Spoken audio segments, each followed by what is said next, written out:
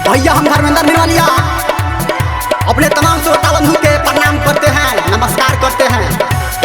आइए इस चैत के महीना में कुछ चैता का लाए हैं जो हमारे साथ दे रहे हैं छोटा भाई दीपक, लड्डू और प्रीति, पूजा और हमारे डायरेक्टर सीनियर संजय गौतम जी।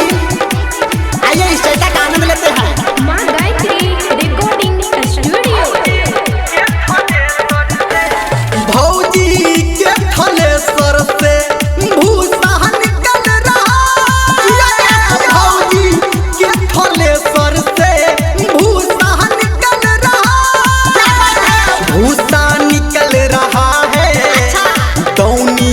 चल रहा है भूसा निकल रहा है दौनी चल रहा है।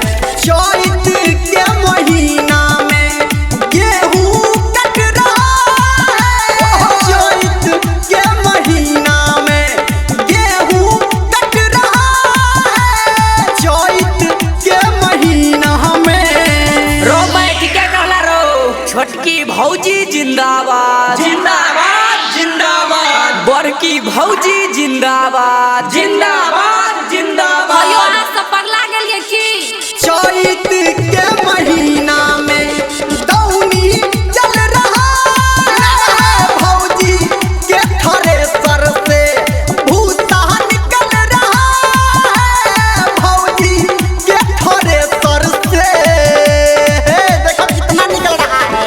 ए भौजी की हो हमरो कहीं गहूं का दौनी कर दियो ना ये की आना के ना ये करलियो ए खेत और गहूं से रह जाए। हमें मन की करब से रोजदा अपना से करू ना।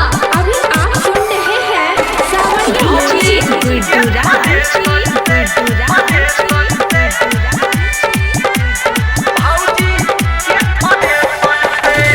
रौदा है इतना ज्यादा सबका छूट रहा पसीना। रौदा है इतना ज्यादा सबका छूट रहा पसीना।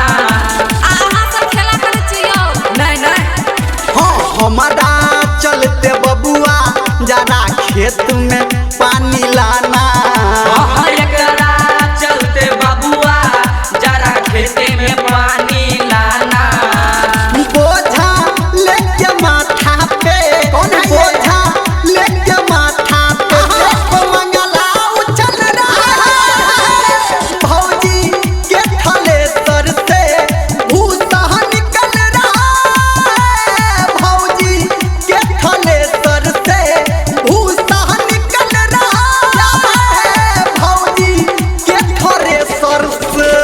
भौजी की हो ये भौजी की कहलिया हमला खेत में क्या मन गहूं भेल कहां भेले कनिए भेले की भेल से सब रोद से जड़ गेले। डीजे गुडुरा